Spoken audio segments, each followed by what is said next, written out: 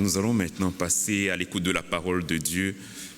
Corinne a proposé quelque chose de spécial, c'est que l'évangile du jour soit lu dans les 3 langues. Mais nous avons 4 textes comme ils sont présentés là. On garde uniquement l'évangile qui sera lu dans la langue malgache, le malagasy, c'est ça? Dans une des langues camerounaises, le douala, et pour la lecture en douala, je vais demander à une dame de venir lire pour nous, pour équilibrer.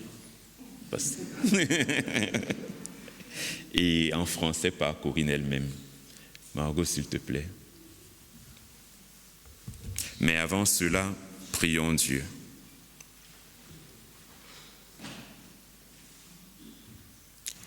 Père, tu n'ignores rien de nos réticences, ni de nos résistances devant ta parole. Tu sais combien nous nous esquivons lorsque ton évangile se fait précis. Combien nous interprétons lorsqu'il nous interpelle trop. Combien nous oublions lorsqu'il se fait dérangeant. Et pourtant, nous revoici ici, à l'écoute de ce que nous disent les Écritures. C'est pourquoi nous te prions que ton esprit nous accorde un cœur ouvert et une intelligence accueillante à ton évangile. Derrière le mot que nous entendons, donne-nous de discerner ta parole de vie, ta parole pour nos vies. Amen.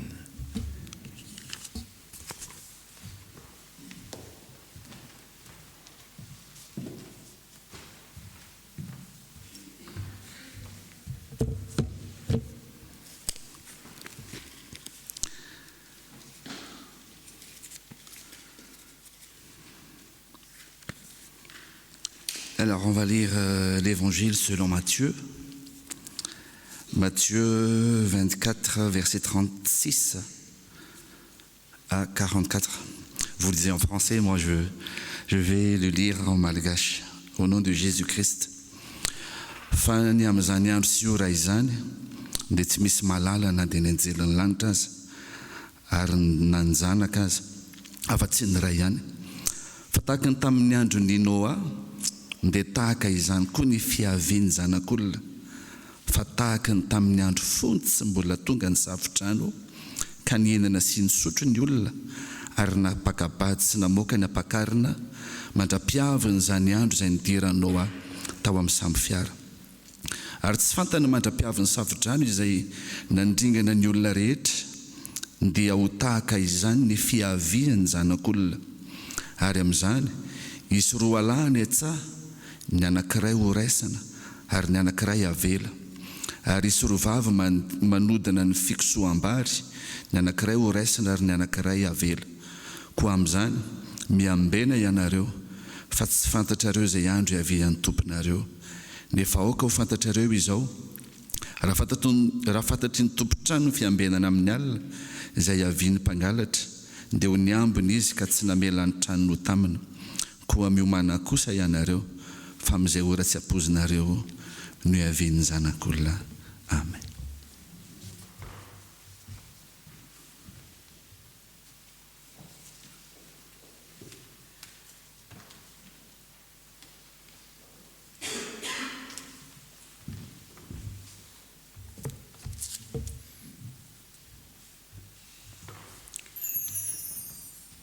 Nous lisons en langue douala.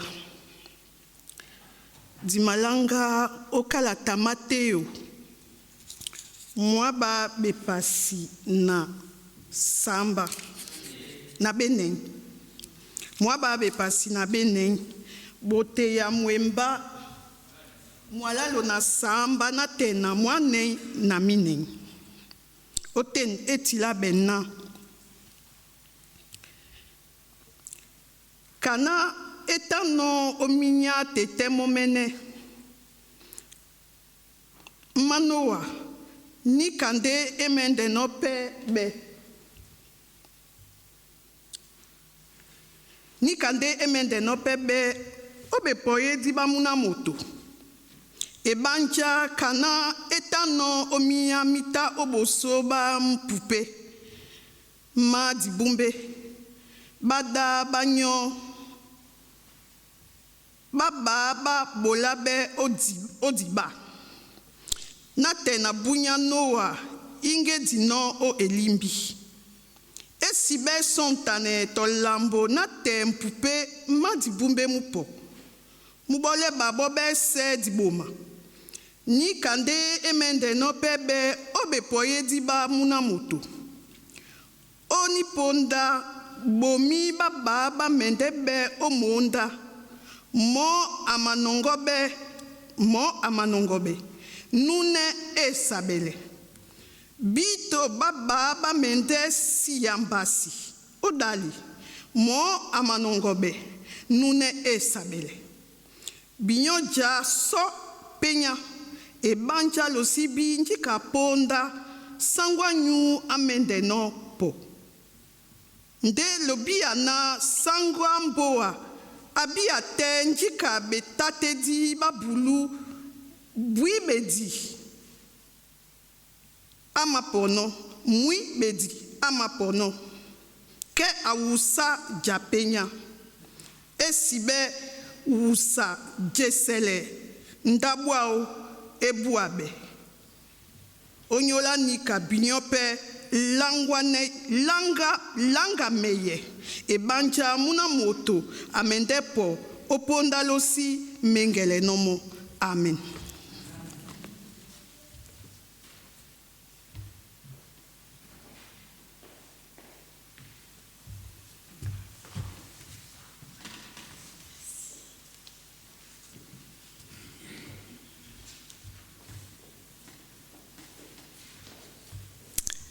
C'est Jésus qui parle et qui dit « Quant au jour et à l'heure, personne ne les connaît, pas même les anges du ciel, ni même le Fils. Mon Père seul les connaît.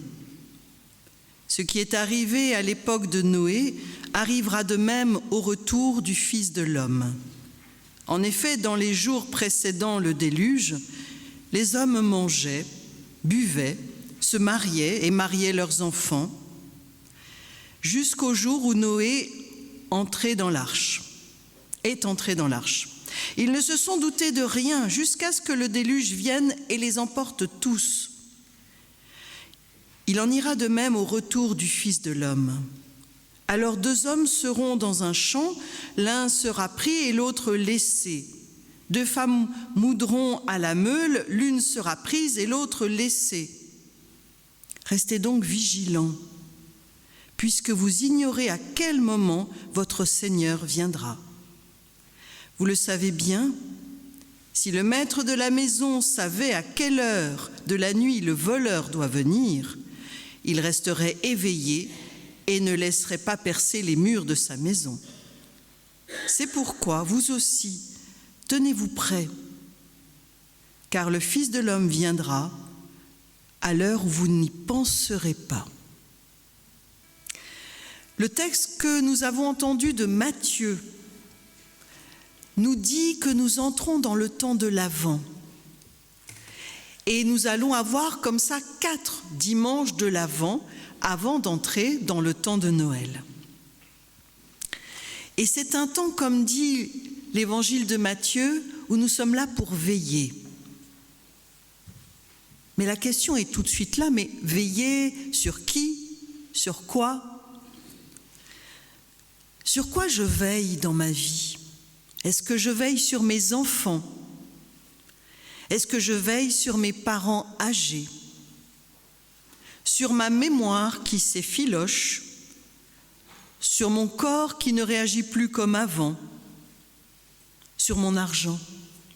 Parce que j'ai peur de ne pas en avoir assez pour vivre, ou bien pas assez pour m'amuser, ou bien pas assez pour ma vieillesse, ou bien pas assez pour laisser à mes enfants.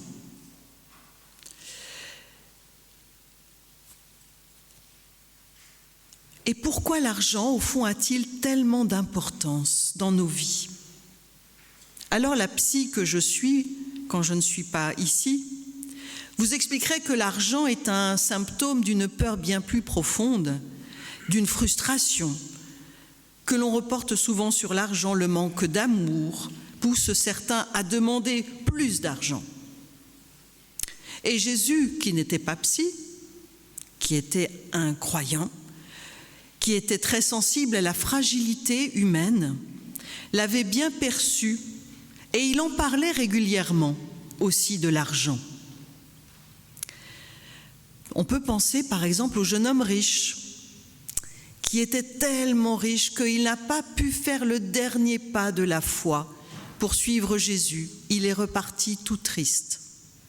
Et à contrario, Zachée, qui lui a couru sur ses petites jambes, voulait rencontrer ce Jésus et a décidé de donner la moitié de sa fortune aux pauvres et de rendre au quadruple ceux à qui il avait trop pris. Il a fait ce chemin de la foi. Alors c'est vrai, on ne peut pas le nier, l'argent est le nerf de la guerre dans nos vies. Il peut faciliter nos vies, nous permettre de manger à notre faim, d'avoir un logement, ou bien il peut compliquer notre vie si nous manquons de tout. L'argent peut aider une communauté à se développer, mais elle peut aussi diviser une communauté.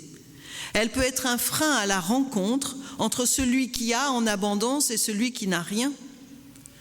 Comme dans l'église de Corinthe, c'est pour ça qu'il y a 1 Corinthiens 11, parce que c'est un passage où il nous est dit que, les riches participaient à la Sainte Seine et les pauvres non, n'y étaient pas accueillis.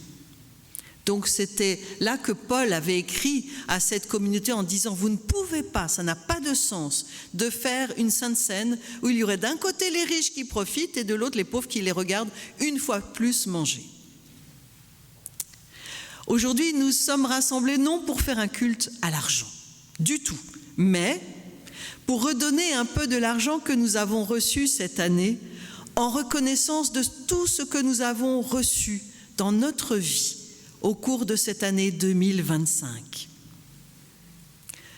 Au cours de cette année, chacun de nous a connu des moments difficiles, des moments de tension, des moments d'inquiétude, mais aussi des moments de joie. Chacun de nous a connu des moments de solitude, d'incompréhension, mais aussi des moments d'amour, de rencontre, de fraternité. Ce culte des offrandes, c'est donc un moment de bilan et de reconnaissance pour tous ces moments où Dieu s'est manifesté dans notre vie. Voilà pourquoi je vous ai proposé d'écrire sur ces petites fleurs notre reconnaissance. Jésus, dans ce texte, nous invite par ailleurs à veiller. Vous voyez, elles ont commencé, et toutes ne sont pas dans la vasque, mais elles ont éclos. Jésus, dans l'évangile de Matthieu, nous invite donc à veiller. Restez éveillés, car vous ne savez pas le jour où votre Seigneur viendra. En entendant ces mots, nous pourrions être dans l'inquiétude. Comment se préparer à un événement dont nous ne connaissons pas la date, l'heure, le jour? Jésus, par ses paroles, nous met dans une sorte de déséquilibre.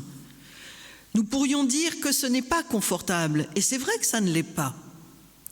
Mais c'est aussi ce déséquilibre qui va nous maintenir éveillés.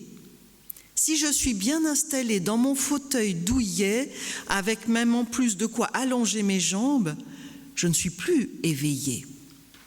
Si je suis comme vous ce matin sur un banc, et imaginons que ce banc n'est même pas ses coussins, forcément vous allez rester éveillé. Et c'est ce que Jean Calvin voulait, qu'on ait des bancs bien durs pour que les gens restent éveillés pendant la prédication. Nous n'en sommes plus là, heureusement, mais l'idée demeure. Demeurer dans une sorte de déséquilibre pour rester éveillé. Sinon, nous serions comme les voisins de Noé. On mange, on boit, on fait la fête, on va à un mariage, au mariage de ses enfants. On voit Noé construire son bateau. C'est un illuminé, quelle idée de construire un bateau, là en plus sur la terre, franchement. Il serait au bord de la mer, oui, mais alors sur la terre, quelle idée il a eue, ce Noé. Et puis ils se disent, bon, on verra bien, demain est un autre jour. Mais comme vous le savez, eh bien, tous ces gens ont disparu. Seul Noé et sa famille sont restés. Veiller, se préparer, ce n'est pas non plus vivre dans l'inquiétude comme Picsou. Alors je ne sais pas encore si les jeunes générations connaissent encore Picsou. Si ? Ok. Voilà. Donc Picsou, qui est un espèce de canard, il a son or toujours à côté de lui. Et il a peur parce que les rapetous, qui portent bien leur nom, veulent arriver avec leur masque pour lui voler son or. Voilà, nous ne sommes pas non plus dans cette veille inquiète d'être volés. Non, nous sommes là pour être bousculés. Se préparer à accueillir l'inattendu comme on accueille une nouvelle journée. Car même si nos journées sont organisées, à 10h j'ai rendez-vous avec celui-ci, à 11h j'ai tel rendez-vous, à midi peut-être que je vais aller manger avec ma mère si j'ai le temps, si j'ai pas le temps alors je mangerai sur le pouce, etc., etc. Nos journées sont terriblement organisées. Et bien même dans nos journées tellement organisées, la vie vient la désorganiser. Il suffit d'un rien pour que notre vie, qui était si bien cadrée, change du tout au tout. En cette fin d'année 2025, nous entrons dans ce temps de l'Avent, c'est-à-dire dans ce moment où nous allons reprendre nos chaussures de marche. Je ne les ai pas ramenées aujourd'hui. Notre bâton de pèlerin, notre lampe, pour être prêt à accueillir l'inattendu. Voyez, on se met sur un tabouret avec nos chaussures, avec notre lampe frontale, avec notre bâton de pèlerin, prêt à partir s'il y a lieu de partir et quand il y aura lieu de partir. Nous nous préparons à partir, même si c'est contre-intuitif, à être bousculés, ébouriffés, sidérés. Et comme pour les voisins de Noé, nous sommes prévenus qu'un événement particulier va arriver. Il va surgir dans nos vies. Si Dieu nous prévient, ce n'est pas pour que nous restions bien confortables dans notre fauteuil. Ce n'est pas pour que nous soyons moins surpris quand ça arrivera, mais pour que nous nous préparions, que nous commencions notre attente. Ce temps de l'Avent, c'est le temps de l'attente, de quelque chose de précieux.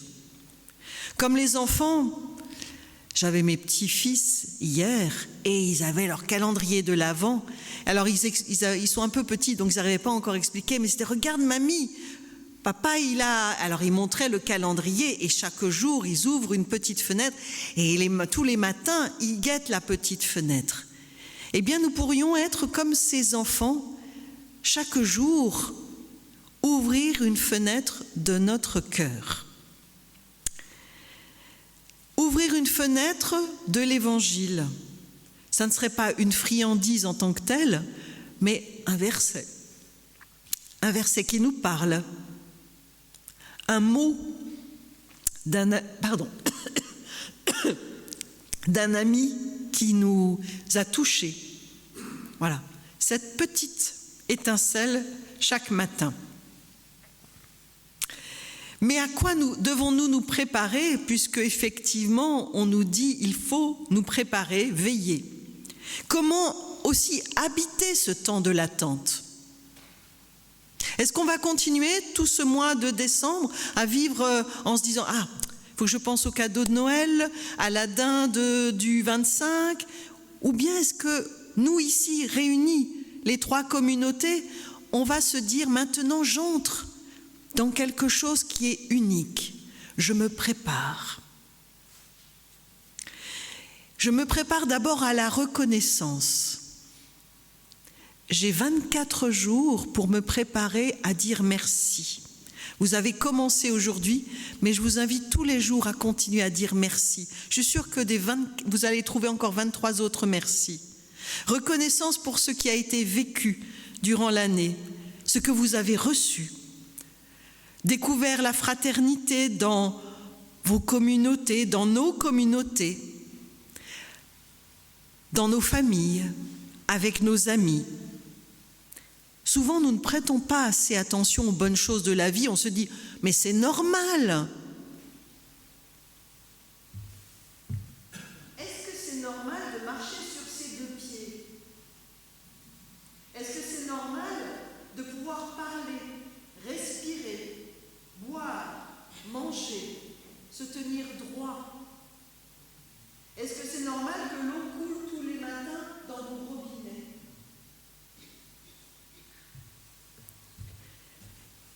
On a envie de dire c'est normal et ça ne l'est pas, c'est une grâce. Parce qu'il y a des tas de gens qui ne peuvent pas vivre cela, pour des tas de raisons. J'ai rendu visite à une paroissienne cette semaine qui ne peut plus se tenir droit. J'ai rendu visite la semaine dernière à un autre paroissien qui ne peut plus marcher. Et l'eau qui nous paraît couler normalement, et on la laisse couler maintenant ici, mais j'étais au Sénégal ou j'étais au Rwanda, l'eau elle coule, et on va d'abord à la source la plus proche, on n'a pas forcément de robinet. Donc reconnaissance, voilà, ça n'est pas pour nous culpabiliser, pour redécouvrir tout ce que nous pouvons dire, ces choses pour lesquelles nous pouvons dire merci. Et ne pas faire comme ces 9 lépreux. Il y en avait 10 lépreux qui sont venus voir Jésus. Il y en a 9 qui n'ont jamais revenu dire merci à Jésus. Et Jésus a dit d'abord, il n'y a que toi qui es revenu, toi l'étranger. Voilà. Et moi j'ai envie de dire, il y a déjà lui qui est revenu. Mais voilà, cette difficulté de la reconnaissance et j'ai envie de dire, l'art de la gratitude. Réapprenons à dire merci à Dieu et merci à notre prochain. Les chorales nous le chantent et chacun de nous, avec gratitude, offrira à l'Église sa participation. Mais je vais vous faire redécouvrir quelque chose de simple et c'est Rihanna qui va m'aider.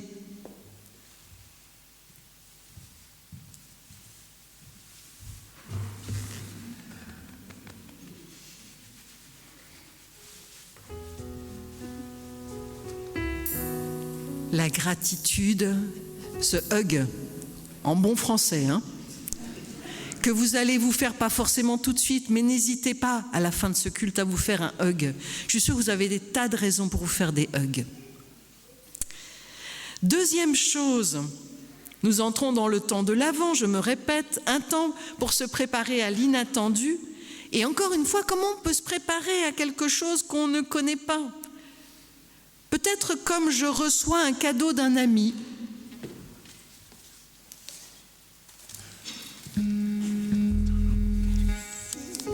Merci. Je sais pas, peut-être. Ah oui. J'ai tellement envie. Oui. Israël m'a offert un cadeau. Alors je peux tout de suite déchirer le papier, mais déjà je me dis waouh, il a pensé à moi et il m'offre un cadeau. Je ne sais pas encore ce que c'est, mais j'ai reçu un cadeau. Et c'est ça aussi l'inattendu. C'est dans ce temps de l'Avent, eh bien, les prophètes, Jésus, nous ont prévenus qu'un événement inhabituel allait nous arriver et que nous allons recevoir donc un cadeau. J'aurais pu faire un grand point d'interrogation parce que nous ne savons pas encore, même si nous savons, mais nous ne savons pas encore ce qu'est ce cadeau. Mais nous pouvons, comme Noé, nous préparer. Nous avons tous des boîtes et des cadeaux et un point d'interrogation peut-être à l'intérieur pour dire, voilà, je t'offre ce point d'interrogation. Nous allons cheminer ensemble jusqu'au 24 et au 25. Enfin, presque fini, vous inquiétez pas. il y a aussi ce qu'on va partager par la prière, par la louange, par la lecture des évangiles, parce que le cadeau qu'on peut s'offrir, tout simplement, c'est ça. En particulier les évangiles de Matthieu et de Luc, qui nous parlent des débuts de Jésus. Nous recevons une bonne nouvelle et nous pouvons donc préparer pour d'autres une bonne nouvelle, un cadeau, un évangile, une carte de bienvenue, un cadeau de Dieu qui se partagera, qui exprime tout l'amour que vous avez mis dans ce cadeau. Vous savez, dans les mariages, parfois, je ne sais pas si ça se fait encore, on fait une pyramide de coupes de champagne. Et nous sommes un peu comme ça. Alors, c'est prétentieux, mettons que je sois la coupe du dessus, ou que chacun de nous soit la coupe du dessus. Nous recevons non pas du champagne, mais la bonne nouvelle, en abondance. Et du coup, si nous la recevons en abondance, ça va déborder sur les coupes qui sont en dessous. Et les coupes vont la recevoir en abondance, donc ça va déborder sur les coupes qui sont encore en dessous. C'est ça, cette bonne nouvelle que nous préparons. Nous sommes ces coupes de champagne. Nous nous préparons à recevoir cette bonne nouvelle et du coup à ce qu'elle déborde au-delà de nous. Je terminerai par le troisième temps, l'accueil. L'accueil du tout autre, c'est-à-dire de Dieu. L'accueil dans nos vies de celui qui s'introduit par surprise comme un cadeau dont on ne sait rien. Nos vies sont bien réglées, bien organisées entre le travail, les amis, la famille. Et voilà que Dieu vient s'installer dans nos vies comme ça, par inadvertance. Certains n'y étaient pas prêts, avaient fait leur vie, j'en connais parmi vous, avaient fait leur vie sans. Et puis, voilà, Dieu est venu. Il est entré là. Il arrive pour interroger notre vie. À la façon d'un rabbin, parce que les rabbins, ça ne répond pas aux questions, ça en pose tout le temps. Il nous interroge.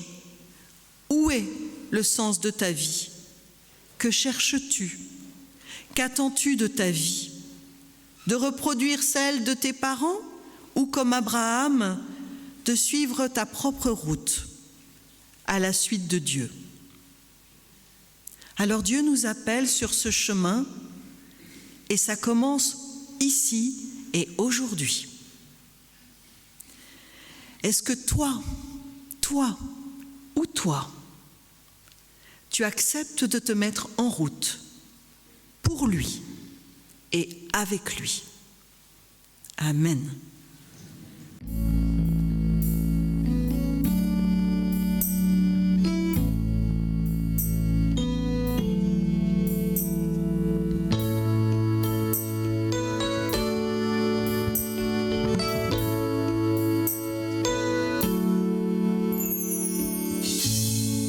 Je louerai ton nom éternel.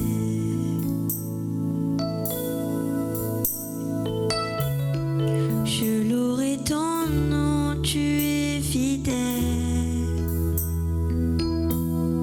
Tant que je suis encore en vie, par ta grâce et ton amour, je louerai ton nom.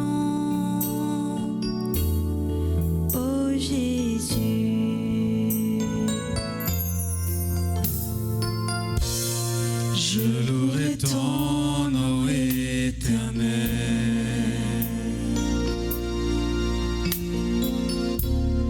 Je louerai ton nom, tu es fidèle. Tant que je suis encore en vie, par ta grâce et ton amour, je louerai ton nom.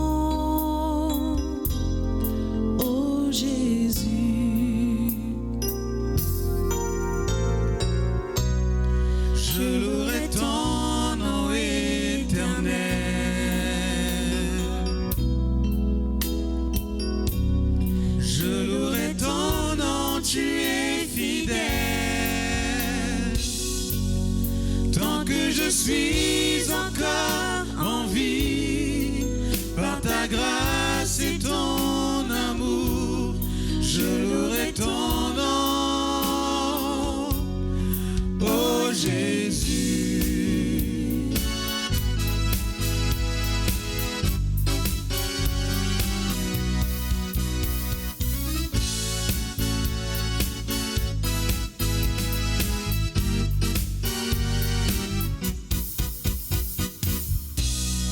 je louerai ton nom éternel.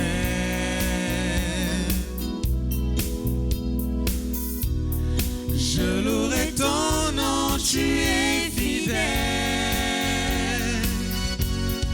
Tant que je suis encore en vie, par ta grâce et ton amour, je louerai ton nom, oh Jésus.